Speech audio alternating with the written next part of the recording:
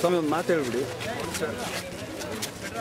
Okay sir, ನಾವೀಗೇನು BJP ಒಂದು purpose ಇದೆ, ಹಿಂದೆ ಏನೇನು ಒಂದು ಕಾಮಗಾರಿ ಆಗಬೇಕಾಗಿತ್ತು ಮಾಡಿ ಮುಂದೆ ನೀವೇನೇನು ಮಾಡಬೇಕು ಅಂತ ಈಗಾಗಲೇ ನಮ್ಮಲ್ಲಿ ಈ ಭಾಗದಲ್ಲಿ ಸುಮಾರಷ್ಟು ರಸ್ತೆ ಕಾಮಗಾರಿ ಗೊತ್ತಾಗಿದೆ. ನೋಡ್ಕಿರ್ತಕ್ಕಂಥದ್ದು ಈಗ ಸ್ಯಾನಿಟರಿ ಕೆಲಸಗಳನ್ನ ಭಾಳ ಹೆಚ್ಚು ಮಾಡಬೇಕಾಗ್ತದೆ. ಜೊತೆಗೆ ನೀರಿನ ವ್ಯವಸ್ಥೆಯನ್ನು ಪೂರ್ಣವಾಗಿ ಸೌಲಭ್ಯಗಳನ್ನು ಮಾಡಬೇಕು. ಕೆಲಸಗಳನ್ನು ಭಾಳ ಹೆಚ್ಚಿನ ಒಂದು ಕೊನೆ ಭಾಗ ಕೊನೆ ಭಾಗ ಇದು ನೈಜ ಅಭಿವೃದ್ಧಿ ಕೆಲಸವನ್ನು ಬಾಕಿ ಭಾಳ ದೊಡ್ಡ ಮಟ್ಟದಲ್ಲಿ ನಾವು ಕೆಲಸವನ್ನು ಮಾಡಬೇಕಾಗ್ತದೆ.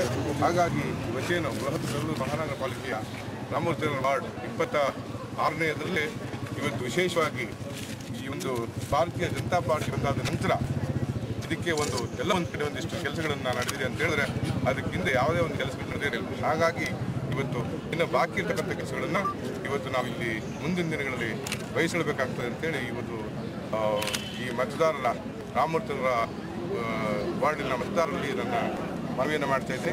ಇವತ್ತು ಅವರಿಗೆ ಅಭಿವೃದ್ಧಿ ಕೆಲಸದಲ್ಲಿ ನಾನು ವಚನ ಕೊಡ್ತೀನಿ ಅಂತೇಳಿ ಇನ್ನು ಭಾರತೀಯ ಜನತಾ ಪಾರ್ಟಿಗೆ ನಾನು ಸ್ಪರ್ಧಿಸ್ತಕ್ಕಂಥ ನನಗೆ ತಮ್ಮ ಅಮೂಲ್ಯವಾದ ಮತವನ್ನು ನೀಡಬೇಕಂತೇಳಿ ತಮ್ಮಲ್ಲಿ ಕಳಕಳಿಯ ಮನವಿಯನ್ನು ಮಾಡ್ತಾ ಅವರಿಗೆ ಸದಾ ಸ್ಪಂದಿಸುವಂಥ ಕೆಲಸ, ಅವರ ಅಭಿವೃದ್ಧಿ ಕೆಲಸದಲ್ಲಿ ಸ್ಪಂದಿಸುವಂಥ ಕೆಲಸ ನಾನು ಮಾಡ್ತೀನಿ ಅಂತೇಳಿ ಈ ಒಂದು ಸಂದರ್ಭದಲ್ಲಿ ಅವರೆಲ್ಲರಿಗೂ ನಾನು ನಮಸ್ಕಾರ ಮಾಡ್ತೀನಿ.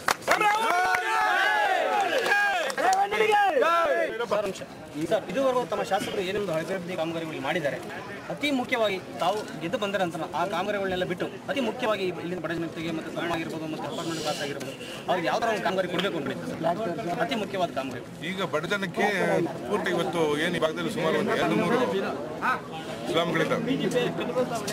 2-3 ಸ್ಲಮ್ಗಳಿದ್ದಾವೆ. ಅದಕ್ಕೆ ಎಲ್ಲ ಒಂದು ವಿಶೇಷವಾದಂಥ ಒಂದು ಪ್ಯಾಕೇಜನ್ನು ತರಬೇಕಾಗ್ತದೆ.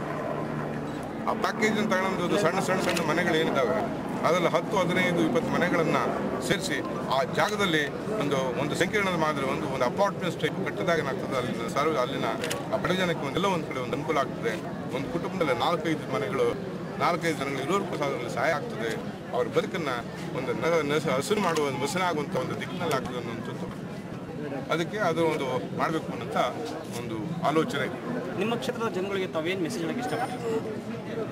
ಇವತ್ತು ಭಾರತೀಯ ಜನತಾ ಪಾರ್ಟಿ ಬಂದಾದ ನಂತರ ಇವತ್ತೇನು ಕ್ಷೇತ್ರದ ಅಭಿವೃದ್ಧಿಯಲ್ಲಿ ಮೊನ್ನೆ ನಂದೀಶ್ ರೆಡ್ಡಿ ಅವರು, ನಮ್ಮ ಹಿರಿಯ ಮುಖಂಡರಾದಂಥ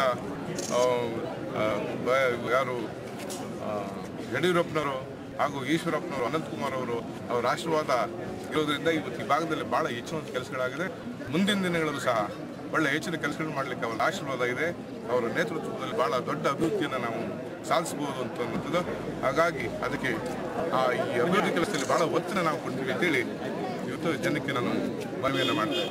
ಈಗ ಸಾಮಾನ್ಯ ಜನರುಗಳಿಗೆ ನಿಮ್ಮನ್ನು ಭೇಟಿ ಆಗಲಿಕ್ಕೆ ಅಥವಾ ಮಾತಾಡಲಿಕ್ಕೆ, ಸ್ಪಂದಿಸಲಿಕ್ಕೆ ಯಾವ ರೀತಿ ನೀವು ಒಂದು ವೇದಿಕೆ ಕೊಡ್ತೀರಾ? ಫೋನ್ ನಂಬರ್ ಆಗಲಿ ಅಥವಾ ಒಂದು ವಿಸಿಟರ್ ರಿಜಿಸ್ಟರ್ ಆಗಲಿ ಅಥವಾ ಒಂದು ಸಜೆಷನ್ ಬಾಕ್ಸ್, ಕಂಪ್ಲೇಂಟ್ ಬಾಕ್ಸ್, ಈ ಥರ ಏನಾದರೂ ಒಂದು ಫೆಸಿಲಿಟಿ ಮಾಡಬೇಕು ಅಂತಿದ್ದೀರಾ? ನಿಮ್ಮ ಕಚೇರಿ ಎಲ್ಲ ಫೋನ್ ನಂಬರ್ ಕೊಡೋಕ್ಕೆ ತಯಾರಿದ್ದೀರಾ? ಈಗಾಗಲೇ ನಾನು ಸುಮಾರು 15 ವರ್ಷಗಳ ಗ್ರಾಮ ಪಂಚಾಯತಿಯಲ್ಲಿ ಸೇವೆಯನ್ನು ಸಲ್ಲಿಸಿದ್ದೆ. ಆ ಗ್ರಾಮ ಪಂಚಾಯತಿಯಲ್ಲಿ ಅಧ್ಯಕ್ಷನಾಗಿದ್ದಂಥ ಸಂದರ್ಭದಲ್ಲಿ ನಾನು ಅಧಿಕಾರ ಇದ್ದಂಥ ದಿನಗಳಲ್ಲಿ ಪ್ರತಿಯೊಬ್ಬ ಕೆಳಮಟ್ಟದಿಂದ ಇರ್ತಕ್ಕಂಥ ಮೇಲ್ಮಟ್ಟದವರೆಗೂ ನಾನು ಸದಾ ಅವರ ಸಂಪರ್ಕದಲ್ಲಿದ್ದಂಥದ್ದು. ಈ 3 ವರ್ಷಗಳಿಂದ ಇವತ್ತೇನು ಬೃಹತ್ ಬೆಂಗಳೂರು ಮಹಾನಗರ ಪಾಲಿಕೆ ಆದ ನಂತರ ನಾನು ಹೊರಬಂದಿದ್ದೇನೆ. ಈಗ ಮತ್ತೆ ಬೃಹತ್ ಬೆಂಗಳೂರು ಮಹಾನಗರ ಪಾಲಿಕೆಯಲ್ಲಿ ಸ್ಪರ್ಧೆ ಮಾಡ್ತಾ ಇದ್ದೀನಿ. ಆ ಸ್ಪರ್ಧೆ ಮಾಡ್ತಾ ಇರೋದ್ರಿಂದ ಇವತ್ತು ಮತ್ತೆ ನಾನು ಜನದ ಮಧ್ಯೆ ಈಗ ಬರ್ತಾ ಇದ್ದೀನಿ. 3 ವರ್ಷ ಕಳೆಯಿತು, ಈಗ ಮತ್ತೆ ತಿರುಗಿ ಜನದ ಮಧ್ಯೆ ಬರ್ತಾ ಇರೋದ್ರಿಂದ ನಾನು ಹಿಂದೆ ಗ್ರಾಮ ಪಂಚಾಯತಿಯಲ್ಲಿ ಪ್ರತಿನಿತ್ಯನೂ ಜನಸಂಪರ್ಕ ಇತ್ತು ನೋಡ್ರ, ಹಾಗೆ ಈಗಲೂ ಮುಂದುವರ್ಕೊಂಡು ಹೋಗ್ತದೆ. ಯಾಕಂದರೆ ಅಧಿಕಾರ ಬಂದ ನಂತರ ನಾವು ಮುಂದುವರ್ಸೋಕ್ಕಾಗ್ತದೆ, ಹಾಗೆ ಮುಂದುವರ್ಕೊಂಡು ಹೋಗ್ತದೆ. ಇದರ ಮಧ್ಯದಲ್ಲಿ ಇವತ್ತು ಶಾಸಕರು ಇದ್ದಿದ್ದರಿಂದ, ನಮ್ಮವರೇ ಶಾಸಕರಾದ್ರಿಂದ ಅವರ ನೇತೃತ್ವದಲ್ಲಿ ಎಲ್ಲ ಕೆಲಸ ನಡೀತಾ ಇದ್ದರಿಂದ ಎಲ್ಲ ಒಂದು ಕಡೆ ನಡೀತಾ ಇದೆ ಅನ್ನೋದು ಇತ್ತು. ಏನಾಗ್ತದೆ ಮುಂದಿನ ದಿನಗಳಲ್ಲಿ ನಾವು ಅಲ್ಲಲ್ಲಿ ಅದಕ್ಕೆ ಬೇಕಾದ ಜನಸಂಪರ್ಕಕ್ಕೆ ಬೇಕಾದಂಥ ಒಂದು ಕಚೇರಿಗಳನ್ನು ಮಾಡ್ಕೊಳ್ಳೋದು, ಅದು ಸಂಬಂಧಪಟ್ಟಂತೆ ಅದರದೇ ಆದಂಥ ದೂರವಾಣಿ ಸಂಖ್ಯೆಗಳನ್ನು ಜನಗಳಿಗೆ ಕೊಡುವಂಥದ್ದು, ಅದಕ್ಕೆ ಆದಂಥ ಈ ಭಾಗದಲ್ಲಿರ್ತಕ್ಕಂಥ ಎಲ್ಲ ಮುಖಂಡರುಗಳಿದ್ದಾರೆ, ಯುವಕರಿದ್ದಾರೆ, ಅವರವರ ಭಾಗಗಳಲ್ಲಿ ಅಲ್ಲಿನ ಕಥಾಸುಖಗಳನ್ನು ಪರಿಹರಿಸುವಂಥ ಕೆಲಸದಲ್ಲಿ ತೊಡಕೊಳ್ತಾರೆ. ಆ ಥರದ್ದು ಭಾಳ ಸಹಕಾರ ಇದೆ. ಅದ್ರ ಬಗ್ಗೆ ಚಿಂತನೆ ಮಾಡುವಂಥದ್ದು ಇಲ್ಲ ಅಂತೇಳಿ ಇವತ್ತು ಜನ ಮುಂದೆ ನಾನು ಹೇಳಿಕ್ಕೆ ಇಷ್ಟಪಡ್ತೀನಿ. ಮತ್ತು ಇನ್ನೊಂದು ಪ್ರಶ್ನೆ, ಈಗ ಒಂದು ಮಹತ್ತರವಾದ ಚಾಲೆಂಜಿಂಗ್ ಟಾಸ್ಕ್ ಇವತ್ತಿನ ದಿನ ಏನು ಅಂತಂದರೆ ಈ ಯುವ ಪೀಳಿಗೆಯನ್ನು ವೋಟ್ ಬ್ಯಾಂಕ್ ಕರ್ಕೊಂಬರೋದು. ಯುವ ಪೀಳಿಗೆ ಕಾಲ್ ಸೆಂಟ್ರಲ್ಲಿ ಕೆಲಸ ಮಾಡೋರು ಮತ್ತು IT ಕಂಪ್ನಿಗಳು ಕೆಲಸ ಮಾಡೋರು, ಭಾನುವಾರ ಬೇರೆ ರಜೆ ಇದೆ, ಶನಿವಾರ ಒಂದಿನ ರಜೆ ಸಿಗುತ್ತೆ, ಪಿಕ್ನಿಕ್ ಕೊಟ್ಟೋಗ್ಬಿಡ್ತಾರೆ. ಅವ್ರನ್ನ ನೀವು ವೋಟ್ ಬ್ಯಾಂಕಿಗೆ ಬಂದು ವೋಟ್ ಮಾಡಿ ನಿಮ್ಮನ್ನು ಗೆಲ್ಲಿಸಲಿಕ್ಕೆ ಯಾವ ರೀತಿ ಕರ್ಸ್ಕೋಬೇಕು ಅಂತ ಒಂದು ಪ್ಲ್ಯಾನ್ ಮಾಡಿದ್ದೀರಾ? ಈಗಾಗಲೇ ಅದಕ್ಕೆ ಅಂತಲೇ ಬೇಕಾದಂಥ ವಿದ್ಯಾವಂತ ಯುವಕರಿದ್ದಾರೆ. ಇವತ್ತು ಸಾಫ್ಟ್ವೇರಲ್ಲಿ ಕೆಲಸ ಮಾಡ್ತಕ್ಕಂಥ ಏನು ನೌಕರರಿಗೆ ಅವ್ರನ್ನ ಮನವೊಲಿಸಂಥ ಕೆಲಸ ಮಾಡಲಿಕ್ಕೆ ಅದಕ್ಕೆ ತಕ್ಕಂಥ ಯುವಕರು ನಮ್ಮಲ್ಲಿ ಭಾಳ ಸುಮಾರು 500 ಜನ ಯುವಕರಿದ್ದಾರೆ. ಆ ಯುವಕರು ಆ ಭಾಗದಲ್ಲಿರ್ತಕ್ಕಂಥ ಎಲ್ಲ ಜೊತೆ ಸಂಪರ್ಕದಲ್ಲಿದೆ. ಅವರವ್ರನ್ನ ವಿಚಾರ ಮಾಡಿ ಅವ್ರಿಗೆ ಏನು ವಿಚಾರಗಳಿರ್ತದಲ್ಲ ಅವ್ರ ವಿಚಾರಕ್ಕೆ ಸ್ಪಂದಿಸಿ ಅವರಿಗೆ ತಿಳುವಳಿಕೆ ಹೇಳಿ ಅಲ್ಲಿ ನಮ್ಮಲ್ಲಿ ಭಾಗವಹಿಸಬೇಕು ಅಂತೇಳಿ ಅವರು ನಮ್ಮ ಜೊತೆಗೆ ಭಾಗವಹಿಸಿದ ಈ ಚುನಾವಣೆ ವಿಚಾರದಲ್ಲಿ ಭಾಗವಹಿಸುವಂಥ ಕೆಲಸ ಮಾಡಲಿಕ್ಕೆ ಸುಮಾರು 500 ಜನ ನಮ್ಮ ಕ್ಷೇತ್ರದಲ್ಲಿ ಕೆಲಸ ಮಾಡ್ತಾರೆ. ಆದ್ದರಿಂದ ಇದನ್ನು ಕಷ್ಟವಾಗಲಾರದು ಅಂತ ನಾನು ಕಡೆ ಅದಾಗಿ ನಮ್ಮ ಪ್ರಶ್ನೆ. ಈಗ ಮಹಿಳಾ ಮೀಸಲಾತಿ ಮಸೂದೆ 33% ಬಂದು ಎಲ್ಲ ಬಂದಿದೆ. ಹಾಗೆ ಈ ಕ್ಷೇತ್ರದಲ್ಲಿ ವಾರ್ಡ್ ನಂಬರ್ 26 ರಾಮಮೂರ್ತಿ ನಗರದಲ್ಲಿ ಮಹಿಳೆ ವೋಟರ್ ಸಂಖ್ಯೆ ಹೆಚ್ಚಿನ ಗಣತಿಯಲ್ಲಿದೆ.